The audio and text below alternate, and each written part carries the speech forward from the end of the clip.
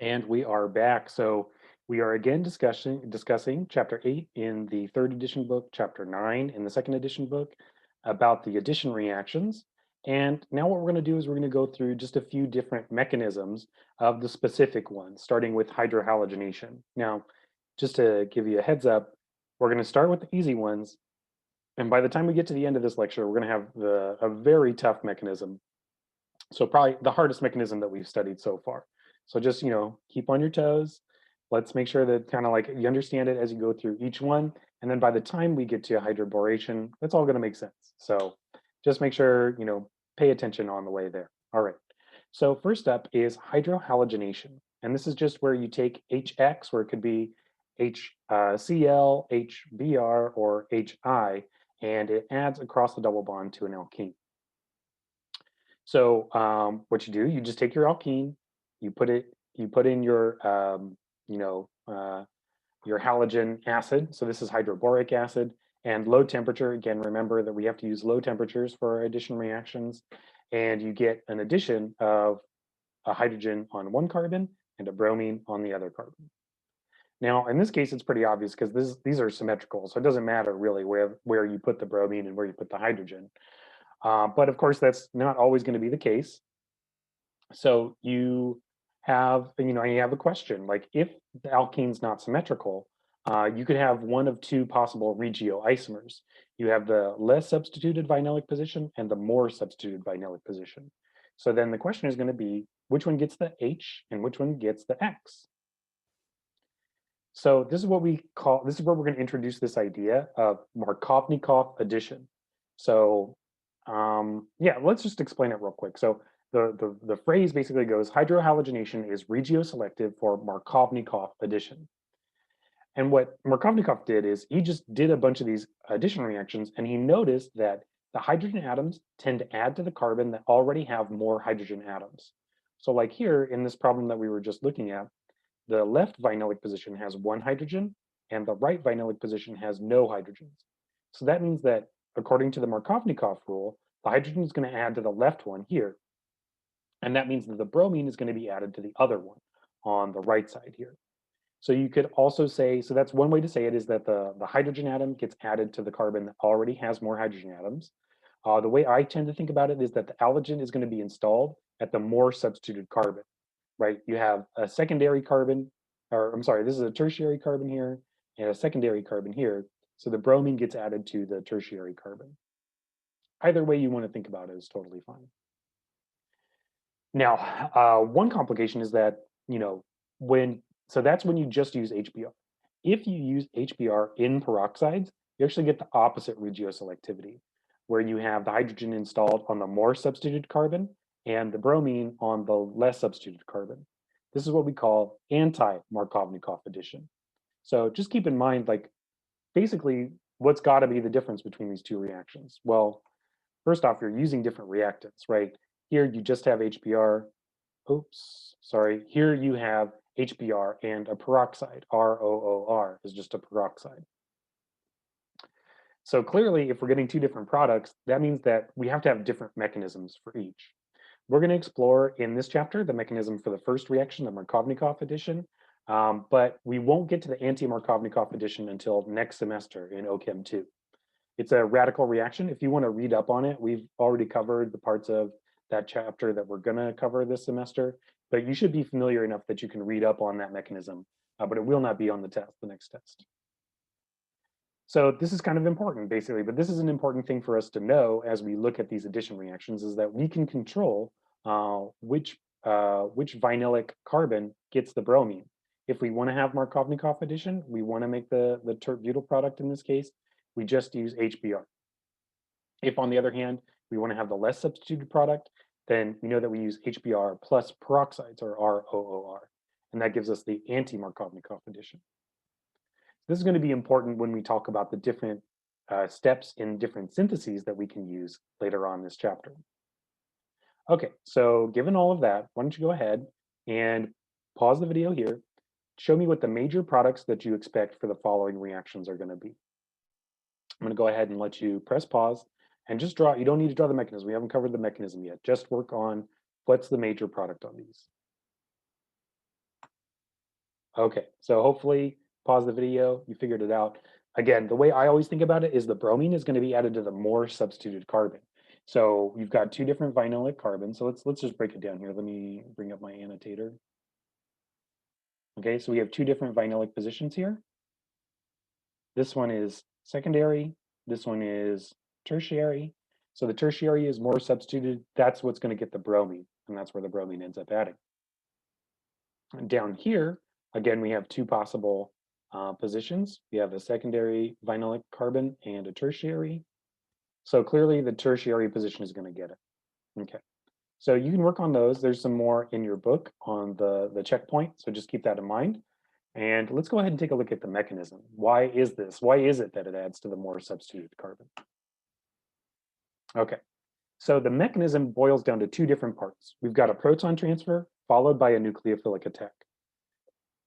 So first up, we have the pi bond acting as a nucleophile and basically acting as a base. It is going to go ahead and pick off a proton from HBr. Now, when it does that, the proton is going to go, we know, to the less substituted carbon, or the carbon that already bears the more protons. In this case, that's the right carbon. Now, when that happens, you break this carbon-carbon pi bond, that leaves you with a carbocation on the other atom. This carbocation is subject to a nucleophilic attack. And sure enough, the bromide that you just formed from the proton transfer is a good nucleophile, and it is going to go ahead and attack that carbocation, and that forms the new carbon-bromine bond. Okay, now looking at this mechanism, just like before we dive into it, because we're going to explain it here in a second, but just try to think to yourself, like, why is it that the carbocation forms on the left carbon rather than the right carbon? What do you remember about carbocation stability? You might remember carbocations that are more substituted are more stable.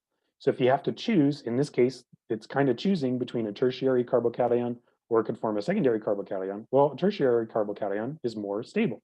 So that's the side that's going to form the carbocation. That carbocation is then going to be subject to a nucleophilic attack.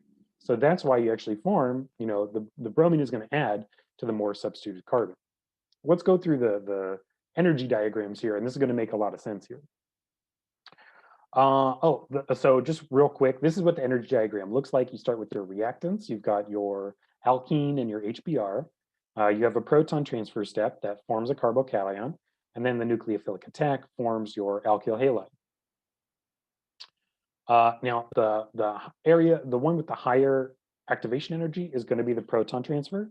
That should make sense because when you do the proton transfer, you're forming a carbocation intermediate, and carbocations are relatively unstable.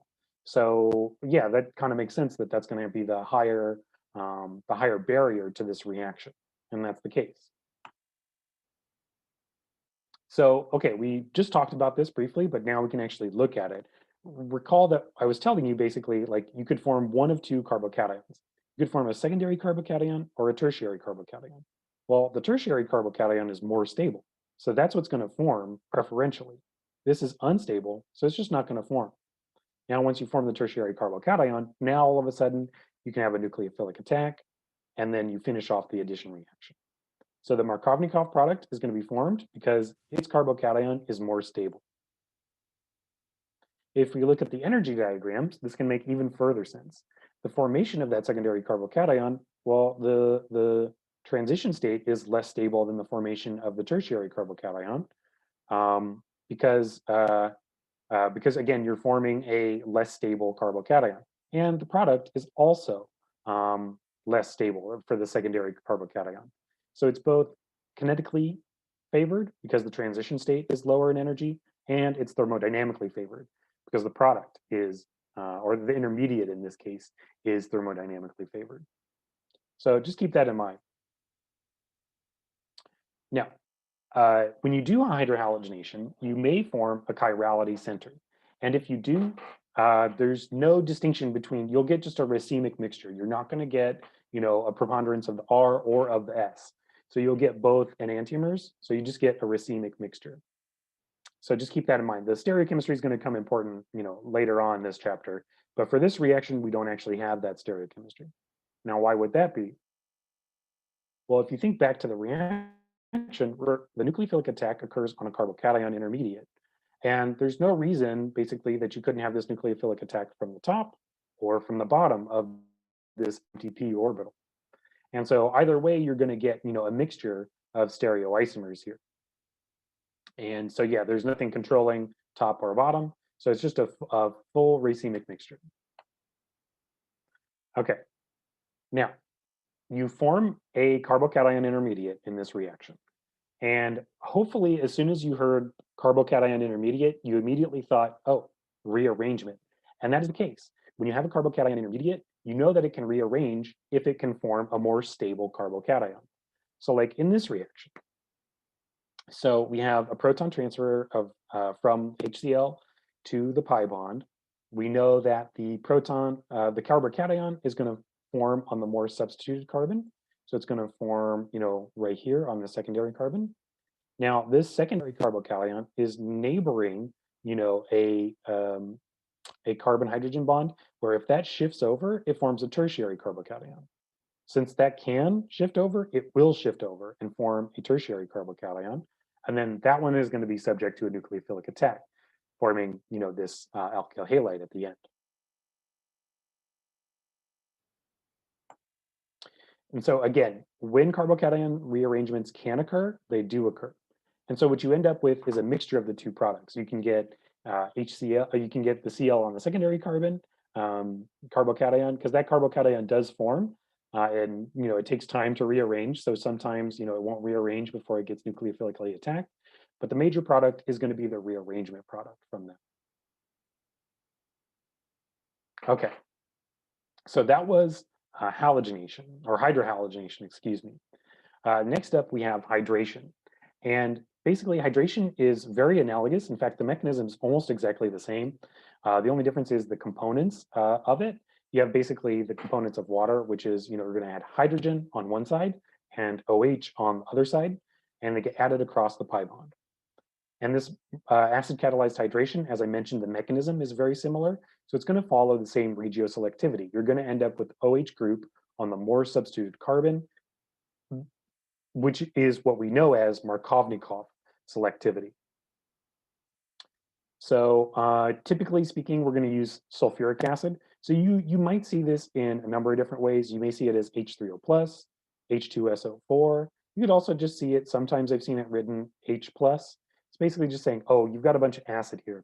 That acid is going to catalyze this hydration. So just keep that in mind.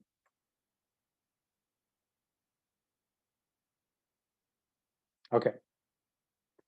So the more substituted the carbon atom is, the faster the reaction is going to be. So if you just start with, ethene, our friend ethene from the beginning, that's kind of got a relatively slow rate, where because here you would end up with a primary carbocation, which is unstable.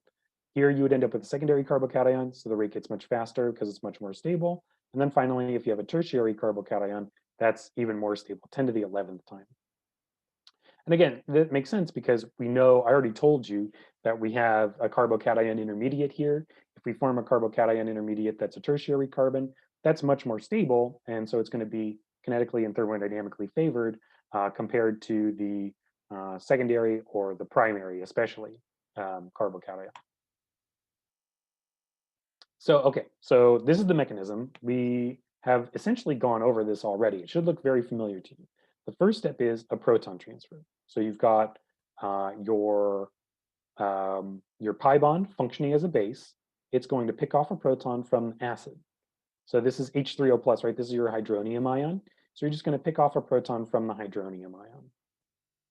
Like on the test, I wouldn't care necessarily if you drew it like this, or on your homework, you could just draw H+ in there. I'm not gonna take offense at that.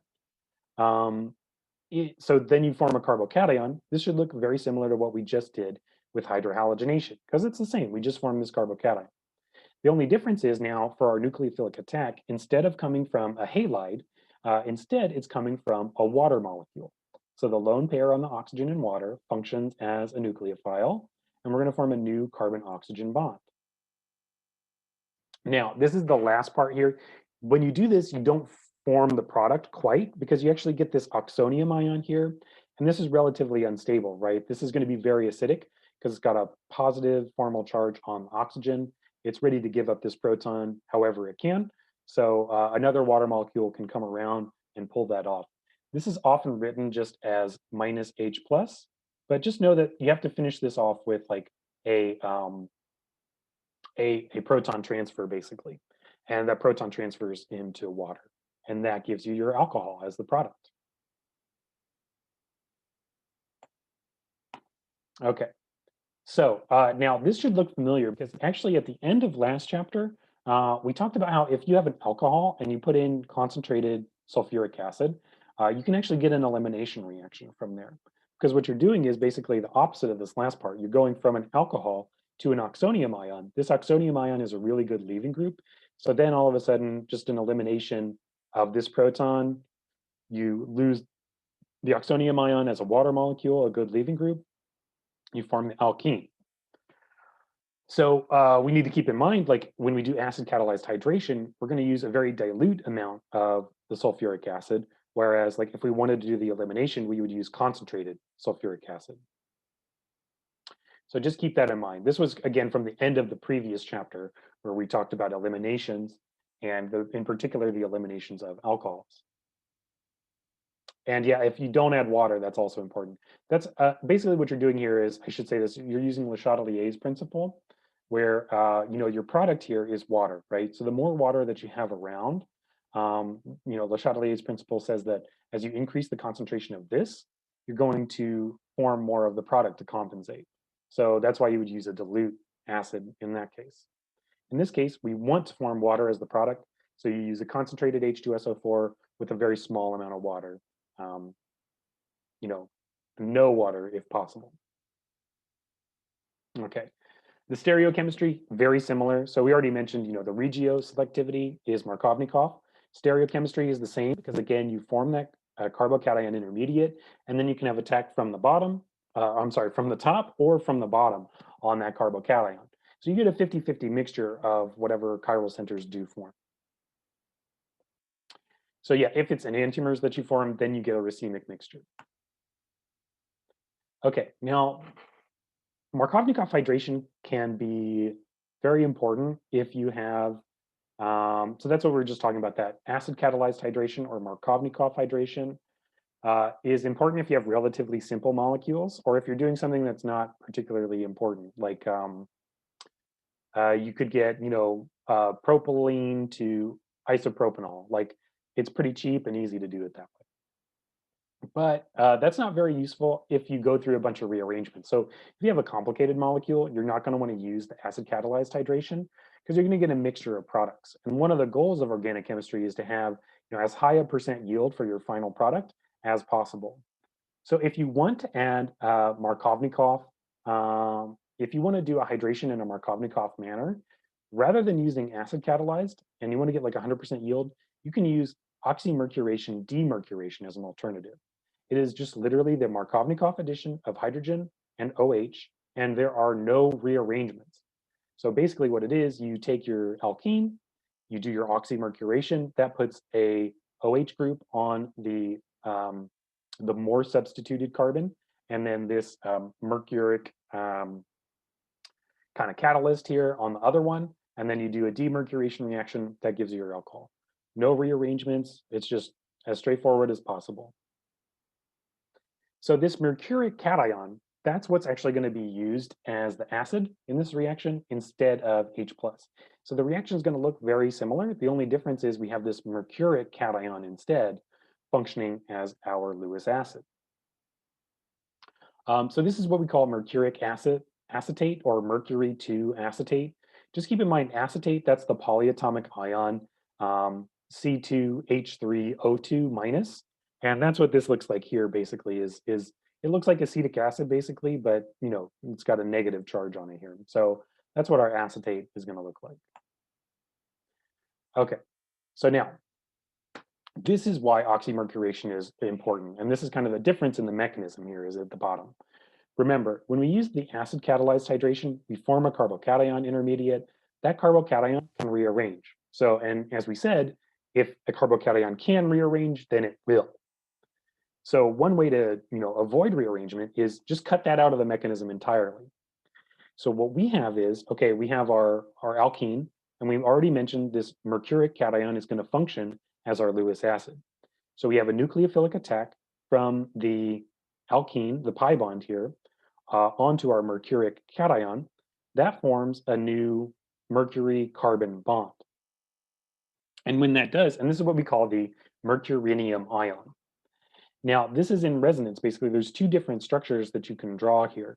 This mercury can be bonded to just one carbon, as we do show here, but it actually functions as though it's bonded to both carbons. So one of these resonance structures basically protects the more substituted carbon from truly becoming a carbocation. So this carbocation is not really a carbocation because it's got this this mercury kind of functioning as like a protecting group almost. It's like preventing it from forming a full carbocation. So then once you have this mercurinium ion, which this is what this is the look of basically the resonance hybrid is going to be, where you have this kind of like this bond that goes back and forth. Sometimes it's bonded in some resonance structures, sometimes it's not. It's a very weak bond when you look at it overall. And then this partial positive carbon is subject to a nucleophilic attack. So in other words, this carbocation doesn't form a full carbocation, but it's electrophilic, so it can be subject to a nucleophilic attack. And that gives you basically the nucleophile bonded to the carbon, and that's bonded to the mercurinium ion. In order to get rid of the mercurinium ion, all you have to do is use sodium borohydride, NaBH4. It's an easy way just to get rid of that. Okay, so basically what this is, it's a two-step process. You take your, so just for an example here, the acid catalyzed hydration of this molecule here would give, a mixture of products because you have a rearrangement that can occur. If you take the same, well, this is a different one, but similar, Hg, you have your oxymercuration-demercuration. So step one is the oxymercuration. That's the addition of the mercurinium ion plus water. That gives you the mercurinium ion bonded. And then you have your nucleophilic attack from water. That gives you that OH. And then you follow it up with sodium borohydride. That gives you your alcohol, like that. Now, in this case, if we had not used it this way, we would have had a rearrangement occur, and we would have a mixture of OH bonded here, and then the rearranged product, which would have OH bonded here, and this methyl group shifted over here. So I know that's a lot to say, but the basic kind of premise here is just that, here, I want to make sure we're looking at the same one here. The basic premise is basically just that this mercurinium ion is going to prevent this carbocation from rearranging. So you're only going to get the Markovnikov product. And so 94% yield, that's almost as good as you can get. Like if you see anything above like a 95% yield in organic chemistry, that's suspicious. So, above 90% is really good. Okay. Now I know what you're saying. You're saying, but Professor Dowd, what if I don't want to add OH group Markovnikov? What if I want to add an anti-Markovnikov? I hear you, I hear you. Well, guess what? There is a way that you can do it. It's what we call hydroboration oxidation. So this is basically another method of hydration. And this in particular adds H and OH, and it's going to add it with the anti-Markovnikov selectivity. So you're in luck. We've got another mechanism for you. And this is the mechanism I mentioned before that is just a real bear. So, this might be a good time. Take a pause. I probably should have done this in a separate lecture, but, we're here, we're doing it. So we're just moving forward. Might be a time to make sure you have your water filled up. Take a sip. Make sure you understood that what we just talked about with oxymercuration-demercuration, and we'll move into hydroboration oxidation. So, okay. So we add H and OH with anti-Markovnikov selectivity. That means the OH is going to be added to the less substituted carbon. Okay, so that makes sense. And look, 90%, that's a really good percent yield. So that's good. You notice right away, it's a two-step process. We've got step one, we're going to add in BH3 in THF, and then we follow that up with hydrogen peroxide and sodium hydroxide. So it's a two-step process for this one. Now, not only is it regioselective for the anti-Markovnikov product, it's also stereoselective. H and OH are added in what's called the syn fashion. So syn might sound familiar to you if you remember back when we were talking about Newman projections. Syn basically just means the same sign. It's the opposite of anti, right? Anti was when you had two substituents on opposite sides. So here, H and OH are both going to be added to the same side. Again, anti-addition would be the opposite, and we do not see anti-addition here. We only get syn addition. So when we take this alkene and we subject it to hydroboration, we know the OH group is going to be added anti-Markovnikov. The less substituted carbon, that's this one here, the secondary. The H is going to be added to the Markovnikov, the more substituted one. So, and they're going to be added from the same side. So you basically just imagine, okay, what if I put H on top and OH on top? Well, that's what you get here. What if you put H on bottom and OH on bottom? That's what you get here. They're going to end up being, cis to each other basically in terms of this cyclohexane ring. Okay. So that's just something to keep in mind when you look at these. You get a mixture of the two enantiomers here, either added from the top or added from the bottom. Okay, so now this is where we're going to start talking about the mechanism. The first thing that we need to look at is we got to look at BH3. So borane is BH3, and BH3 looks a lot like a carbocation. Because BH3 it's 3 steric groups, so it's going to be trigonal planar and has an empty p orbital, and that empty p orbital is crucial for this mechanism. Carbocations have an empty p orbital; they tend to be subject to a nucleophilic attack. So you can guess that this borane empty p orbital is also going to be subject to nucleophilic attack. Now, this is actually annoying if you take borane in just like it can be a gas, or you can keep it in solution.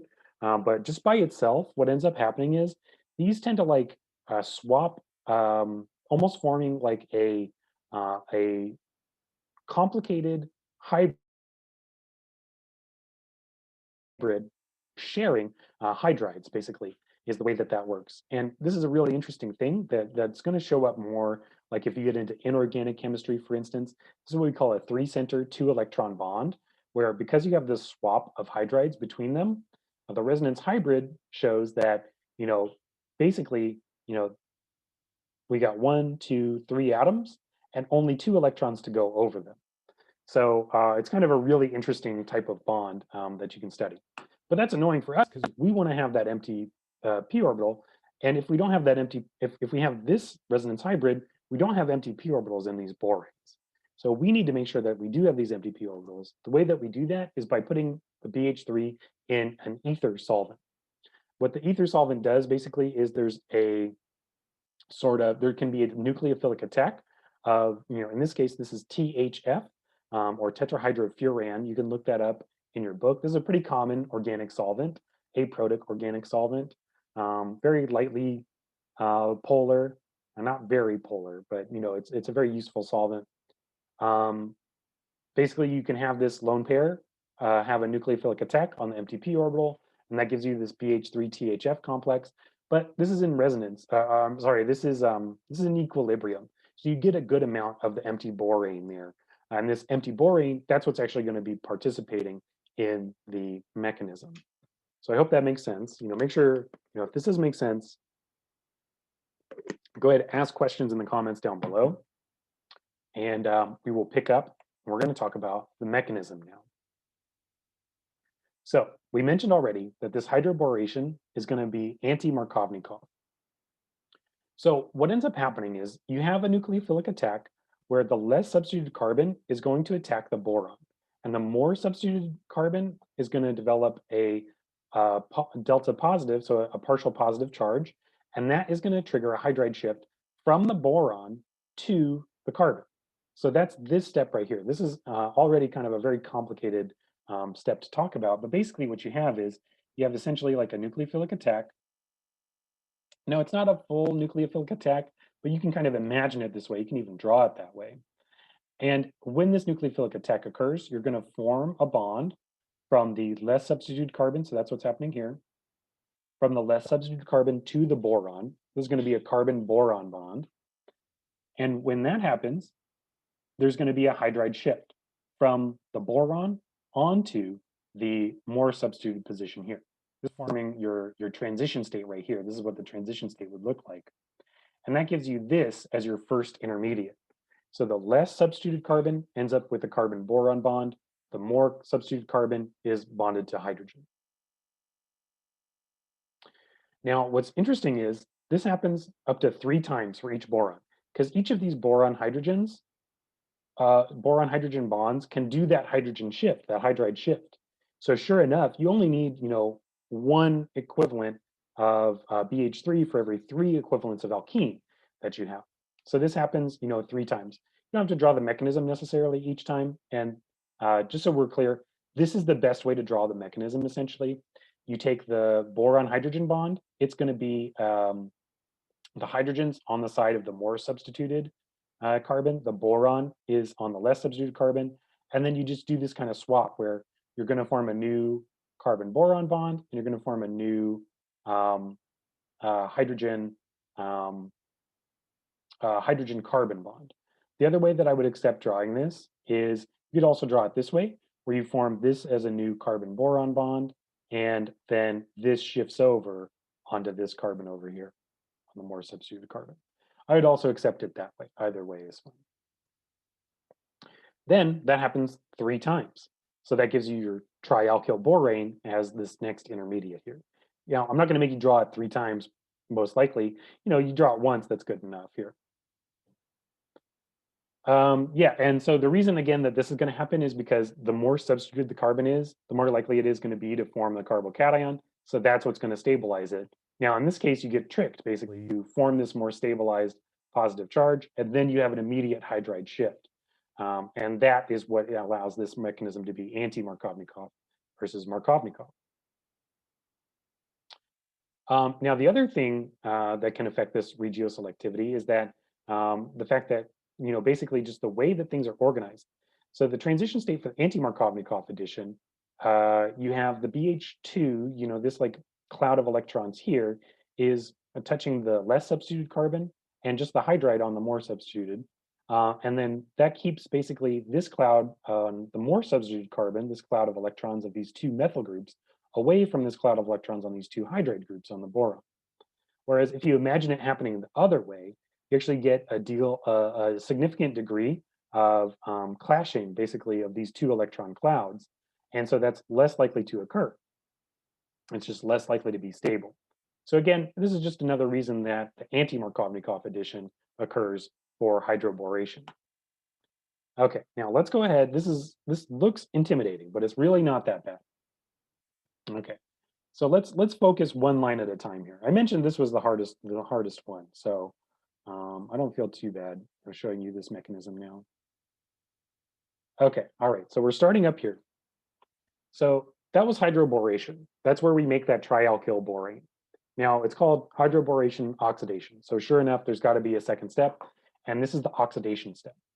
So the first thing that happens is you take your hydrogen peroxide and you put it in a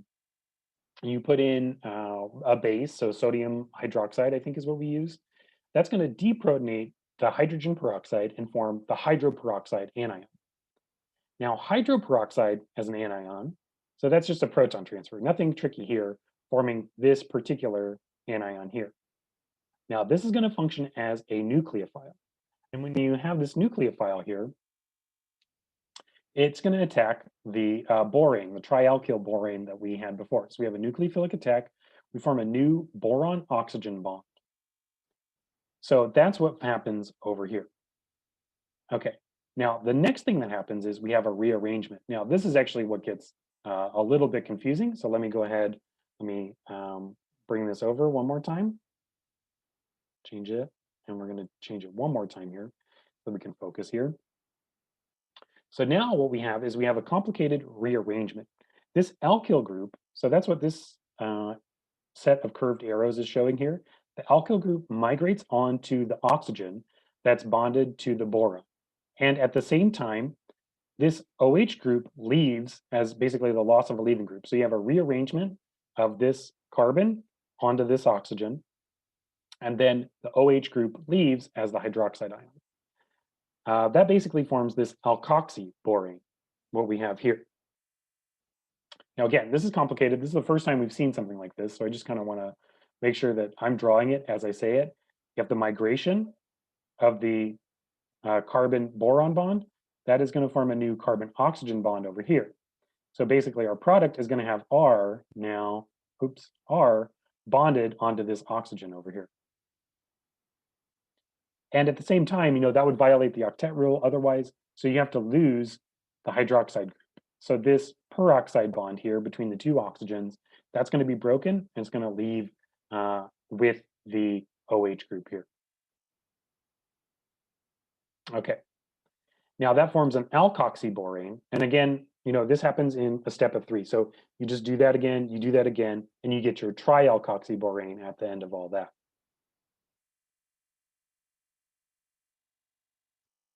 Okay, bring it back to the center. So once you have your trialkoxyborane, now all of a sudden what you have is you have a bunch of these hydroxide ions floating around, right? Both from the rearrangement and from our sodium hydroxide that we had initially. This hydroxide ion is going to function as a nucleophile, and it's going to give you this, this new BOH bond. And what that does is basically it forces off the OR group here, this alkoxy group here, as an alkoxide, so RO minus. So this is your RO minus as we're kind of following it around. This RO minus, then it's very basic, so it can pick up a proton from water just that's floating around, that's our solvent, and we form the alcohol from there. Now, this step is actually not reversible. This is a worse nucleophile than the hydroxide.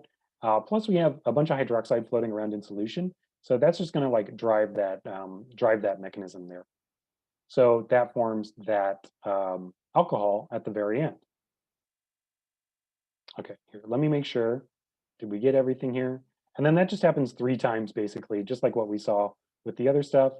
That happens 3 times so that you get 3 equivalents of alcohol for each equivalent of borane that you put in.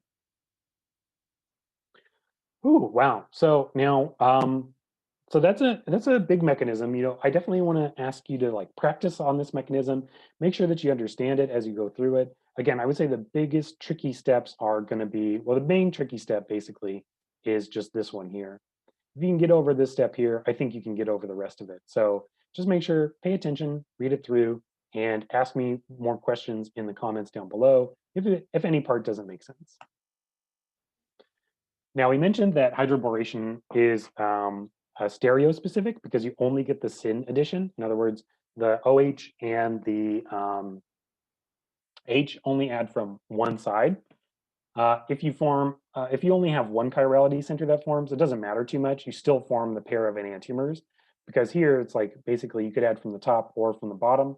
But the left carbon, the one that's on the left here, it's not going to be chiral because it's already bonded to 2 methyl groups, so it's not going to be a chiral center.